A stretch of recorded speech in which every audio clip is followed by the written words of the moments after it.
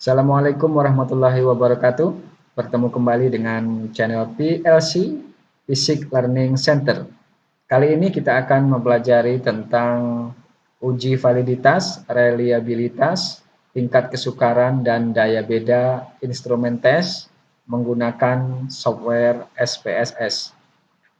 Rekan-rekan sekalian, pembahasan tentang validitas, reliabilitas, tingkat kesukaran, dan daya beda rasanya sudah Anda peroleh pada saat mengambil mata kuliah evaluasi pembelajaran maupun dalam mata kuliah metodologi penelitian. Dalam pembahasan kali ini tidak lagi akan diulang, namun saya mengingatkan bahwa Anda harus tetap menguasai teori-teori dasar, definisi dari masing-masing ini, kemudian persamaan-persamaan yang digunakan, dan bagaimana cara menentukan validitas, reliabilitas, tingkat kesukaran, dan daya beda secara manual. Pengetahuan ini harus tetap rekan-rekan miliki agar mampu memahami output hasil dari SPSS pada saat kita nanti melakukan pengujian. Sebagai bahan pembanding, sebelum kita melakukan pengujian ini menggunakan SPSS, saya akan sedikit memberikan gambaran bagaimana panjangnya prosedur yang harus ditempuh apabila hal-hal ini dilakukan atau dihitung secara manual. Sebagai contoh, dalam website haldir24.wordpress.com ini diberikan contoh pembahasan tentang bagaimana melakukan uji validitas secara manual untuk instrumen berupa angket ya. Di sini coba terlebih dahulu kita lihat persamaan yang akan digunakan untuk menentukan validitas dari instrumen yang akan dibuat, yakni menggunakan persamaan korelasi ini, R XY sama dengan N sigma XY kurang dalam kurung sigma X dikali dalam kurung sigma Y dibagi akar N dan seterusnya. Jadi secara ringkas untuk menentukan RXY ini langkah-langkahnya, yang pertama ini ada coding semua data hasil kuesioner, kemudian langkah 2 cari nilai sigma X ya. Kemudian langkah ketiga mencari sigma Y-nya. Langkah keempat cari nilai sigma X kuadrat dan seterusnya ya. Kemudian langkah kelima cari nilai sigma XY dan seterusnya. Banyak sekali ya. Banyak sekali, coba kita lihat masih terus. Terakhir baru dicari nilai R untuk masing-masing pertanyaan. Ini misalkan untuk pertanyaan butir pertama tadi, sigma X-nya 43, sigma Y-nya 334, ini sigma XY-nya sekian, sigma X kuadrat sekian, sigma Y kuadrat sekian. Lalu dimasukkan ke dalam persamaan-persamaan ini, didapatkanlah persamaan korelasinya untuk butir item pertama, 0,735. Nah, nilai ini yang diperoleh ini kemudian dibandingkan dengan nilai R tabel. Coba Anda bayangkan ini baru satu item, baru satu butir angket. Coba bayangkan lagi kalau ada 30 butir, luar biasa panjangnya. Sehingga prosedur yang panjang ini kalau kita lakukan secara manual akan rentan dengan kesalahan-kesalahan, dengan human error. Kesalahan menghitung, kesalahan memasukkan rumus, dan lain sebagainya. Maka salah satu cara agar penghitungan ini berlangsung secara efektif adalah dengan menggunakan SPSS. Namun demikian, Anda harus tetap memahami bagaimana prosedur jika dilakukan secara manual. Sehingga ketika Anda melakukan pengujian menggunakan SPSS, pemahaman Anda tidak terputus. Memahami setiap data yang ada pada output SPSS.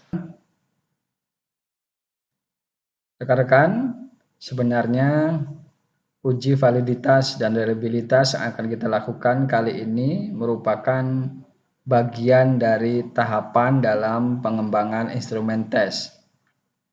Adapun tahapan dalam pengembangan instrumen tes, yang pertama adalah membuat kisi-kisi soal tes, kemudian yang kedua mengembangkan butir-butir tes, kemudian melakukan expert judgment atau penilaian ahli bertujuan untuk menentukan validitas internal atau validitas rasional yang terdiri dari validitas konstruk dan validitas isi.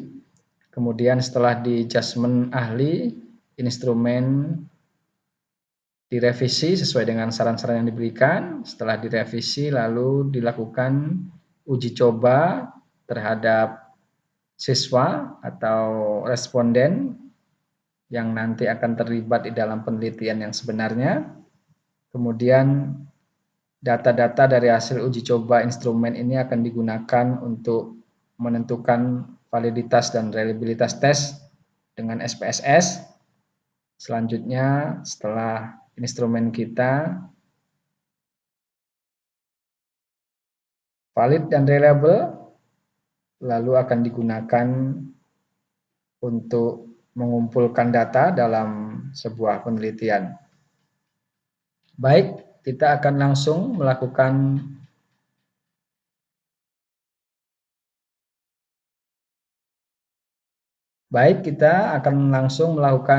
pengujian. Yang pertama adalah uji validitas butir soal.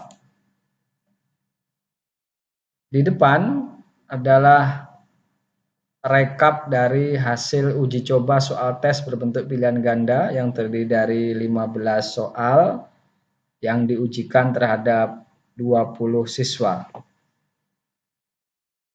Kemudian skor-skor yang dihasilkan diinputkan di dalam tabel Excel ini.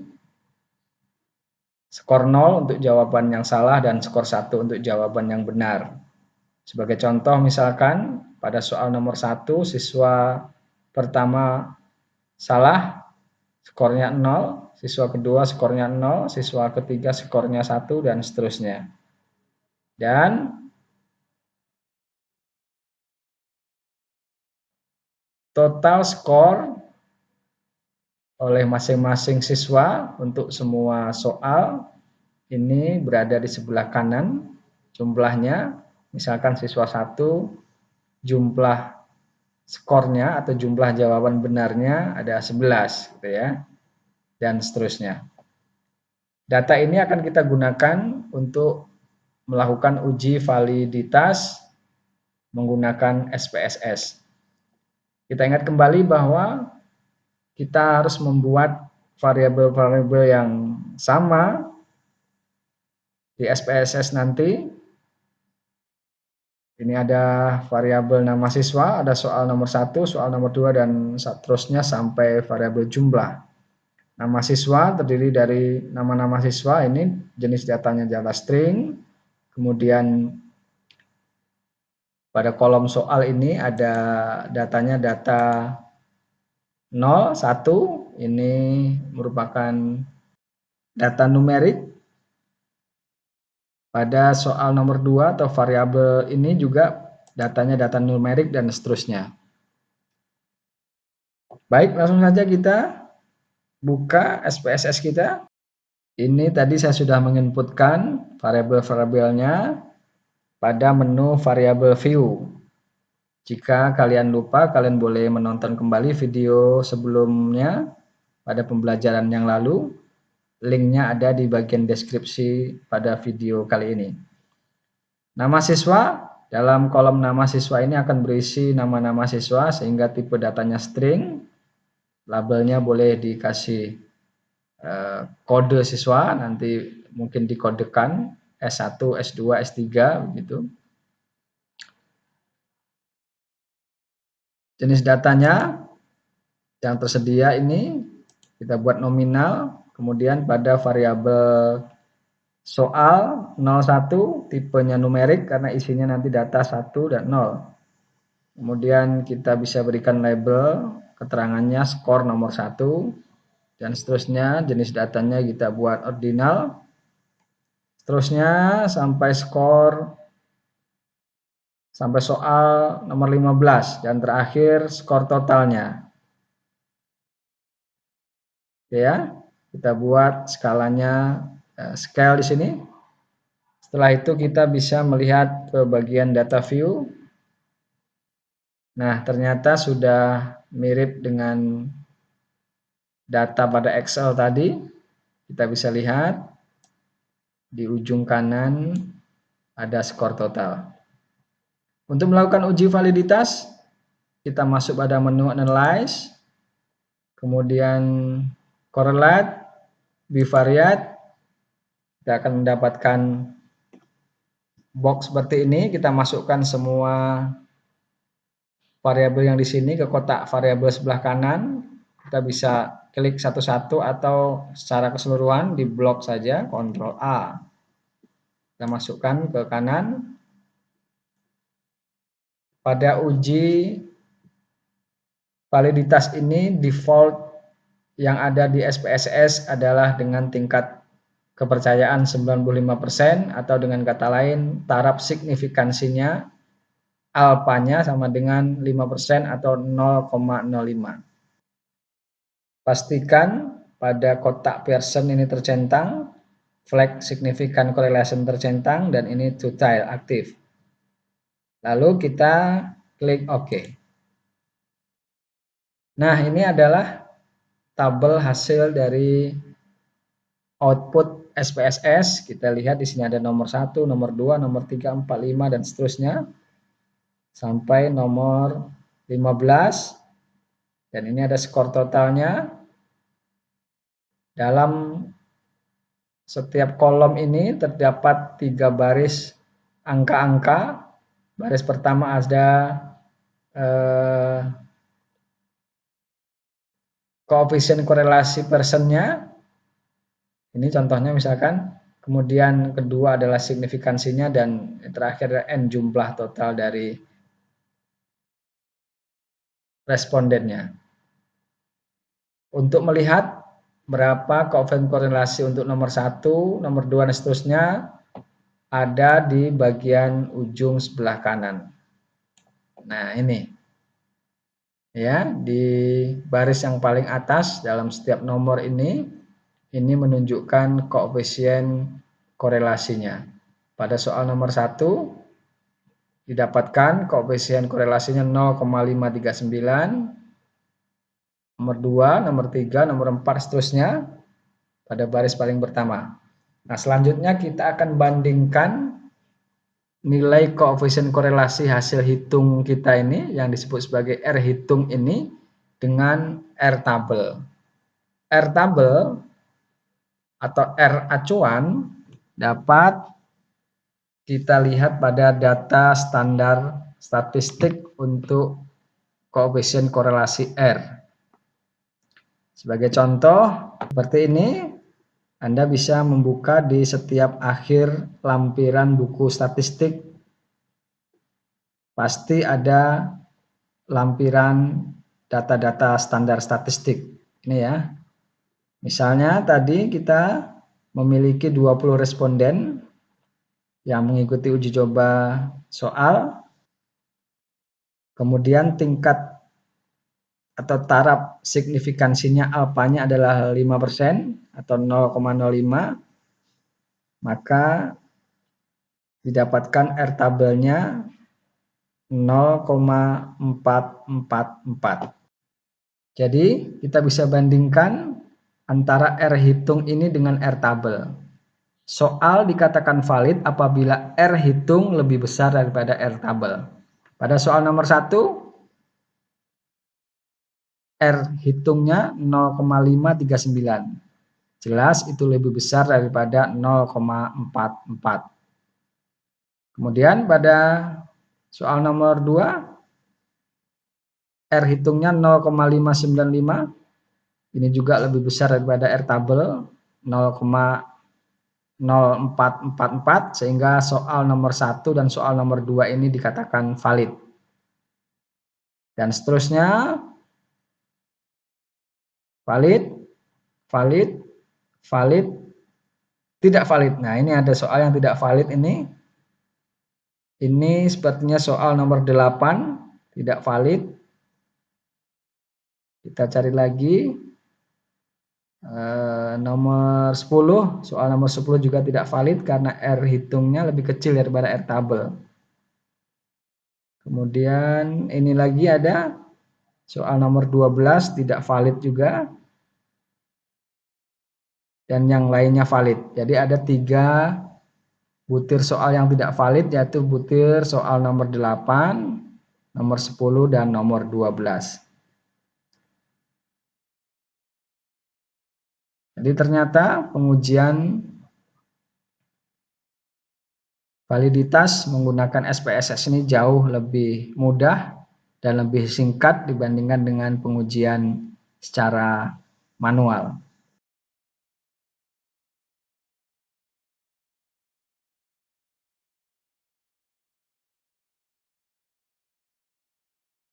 Rekan-rekan, berikutnya kita akan melakukan uji reliabilitas. Adapun langkah yang harus kita tempuh, yang pertama kita masuk ke menu Analyze, lalu pilih menu Scale, dan klik Reliability Analysis. Kita mendapatkan box seperti ini. Kita harus memasukkan variabel-variabel yang ada di sebelah kiri ini ke kotak sebelah kanan kecuali variabel skor total.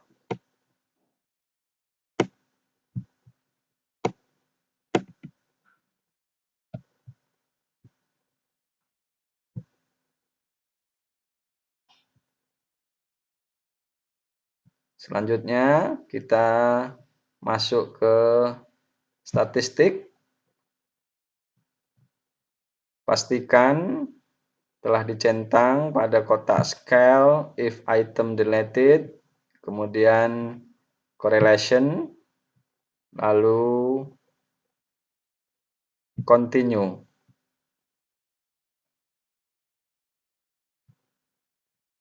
Modelnya adalah alpha, dan terakhir kita klik OK.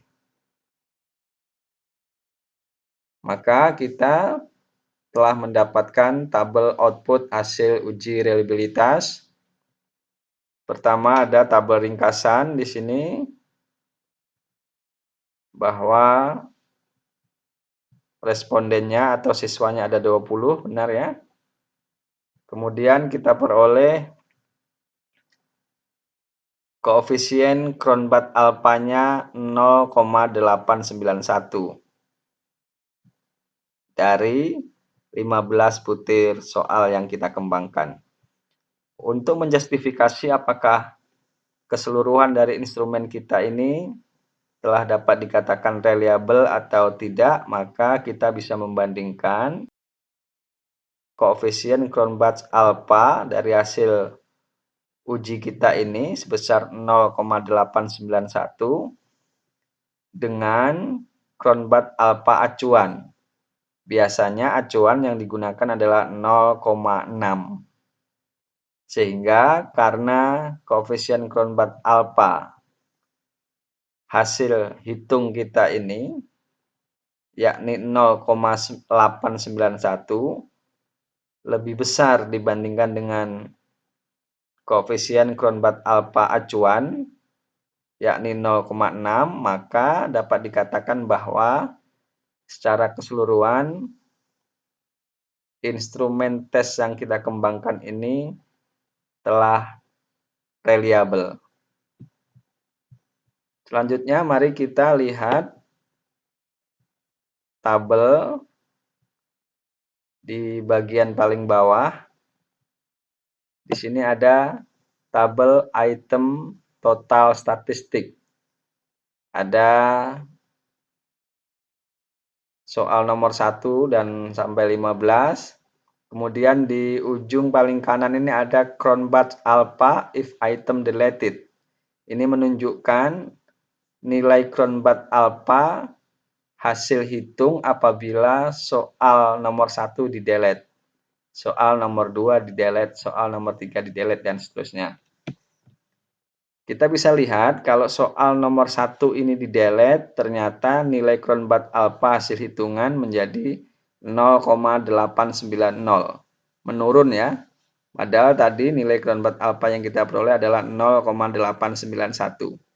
Kalau nomor 1 ini di delete, maka Cronbach alpha-nya menurun.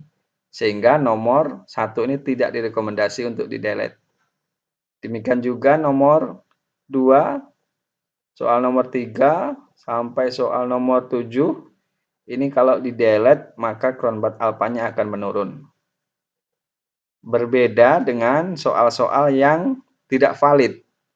Pada pengujian validitas kita sudah peroleh bahwa ada 3 soal yang tidak valid, yakni soal nomor 8, nomor 10, dan nomor 12. Coba kita amati untuk soal yang tidak valid nomor 8.